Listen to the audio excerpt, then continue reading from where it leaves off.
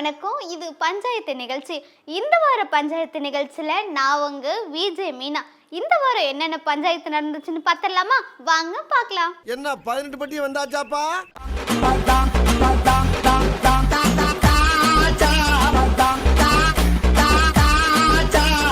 என்னது தமிழ்நாடு அழிய போதா? அட ஆமாங்க, தமிழ்நாடு அழிய போகுதா. மேகதாது பிரச்சனையில பாஜகவும் காங்கிரஸும் கூட்டு சேர்ந்திருக்காங்களாம். இதனால தமிழ்நாடு அழிய போகுது அப்படின்னு சொல்லியிருக்காங்க. ஒரு தரப்புல சொல்லலைங்க, ரெண்டு தரப்புல சொல்லியிருக்காங்க. ஒரு தரப்புல பாத்தீங்கன்னா பாமக பொதுக்குழு கூட்டத்துல அன்புமணி பேசியிருக்காரு.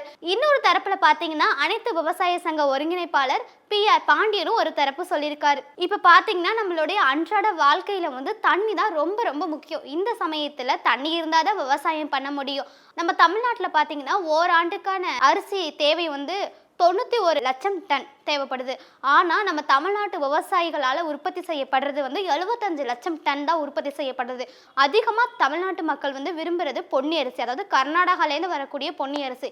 இப்போ பார்த்தீங்கன்னா கர்நாடகாவில் விளைச்சல் ரொம்பவே பாதிக்கப்பட்டிருக்கு. அதனால தமிழ்நாட்டுடைய பொன்னி அரிசியை தான் கர்நாடகாவுக்கு இப்போ ஏற்றுமதி செஞ்சுக்கிட்டு இருக்காங்க.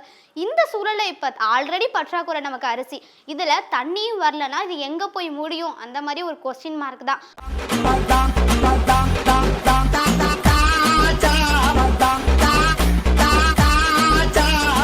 நமக்கெல்லாம் ஒரு பிரச்சனைனா கடவுளே என்னடா இது சோதனை அப்படின்னு நம்ம கேட்போம். ஆனா கடவுளுக்கு சோதனைனா அவர் யாரதான் கேட்பாரு? இந்த எம்எல்ஏக்கே ஒரு பிரச்சனை. என்னடா இவ இப்படி சொல்றாளே, என்னதான் நடந்திருக்கும் அப்படின்னு கேக்குறீங்களா? இருங்க சொல்றேன். பழனி ஆண்டவர் கோயில்ல 100 கோடி நில மோசடி நடந்துச்சு. அதே நாளில் 60 கோடி புறம்போக்கு நிலத்தை 20 லட்சத்துக்கு பத்திரப்பதிவு செஞ்சிருக்காங்க பாஜக நிர்வாகி. பழனி ஆண்டவருக்கு தான் இந்த சோதனை அப்படின்னு பார்த்தோம்னா, அப்படியே நம்ம மீனாட்சி அம்மன் கோவிலுக்கு வாங்க. அங்க பாத்தீங்கன்னா 60 கோடி நில மோசடி நடந்திருக்கு. அப்போ கடவுள் நிலத்துக்கே இந்த பாதுகாப்பு இல்லைன்னா அப்போ நம்மலாம் எம்மந்தரம்.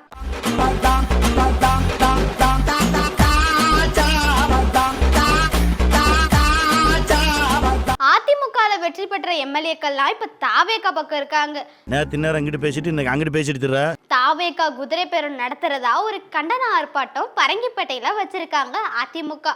அதுல அவர் என்ன பேசியிருக்காருன்னா, 108 எம்எல்ஏக்களை பெற்று பெரும்பான்மை கிடைக்காததுனால திமுக கூட்டணினால இன்னைக்கு ஆட்சி நடக்குது. இதெல்லாம் மானங்கெட்ட பொழப்பு.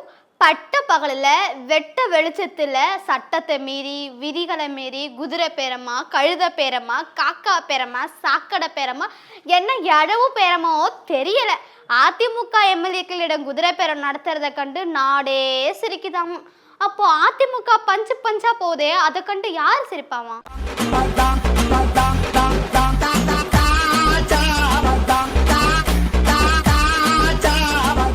சொல்றது ஒண்ணு, செய்யறது இன்னும் ஒண்ணா?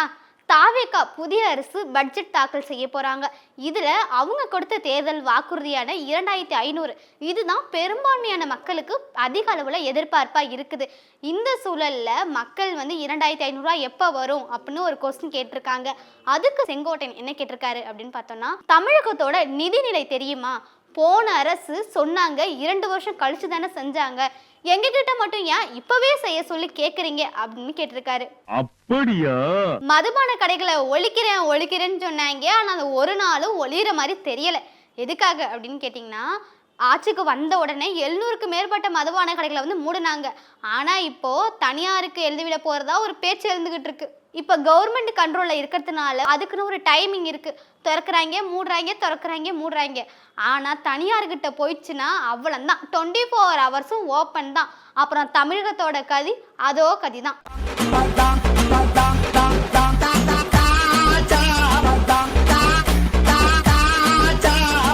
நடிகரும் தாவேகா தலைவருமா இருக்கக்கூடிய விஜய் அவர்கள் இப்போ தமிழ்நாட்டோட முதலமைச்சரா இருக்காங்க.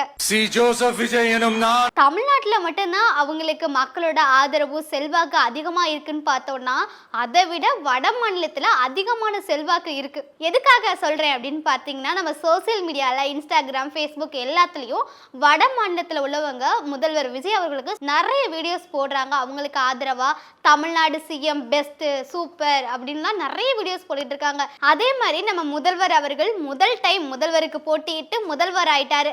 அந்த மாதிரி முதல் டைம் பிரதமருக்கு போட்டியிட்டு பிரதமர் ஆயிடுவாரோ?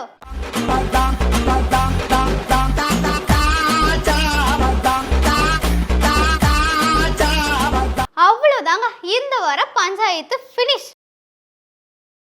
இனி வரும் அடுத்த பஞ்சாயத்துல நான் உங்களை சந்திக்கிறேன். அதுவரை உங்களிடமிருந்து விடைபெறுவது நான் உங்க விஜே மீனா. நன்றி.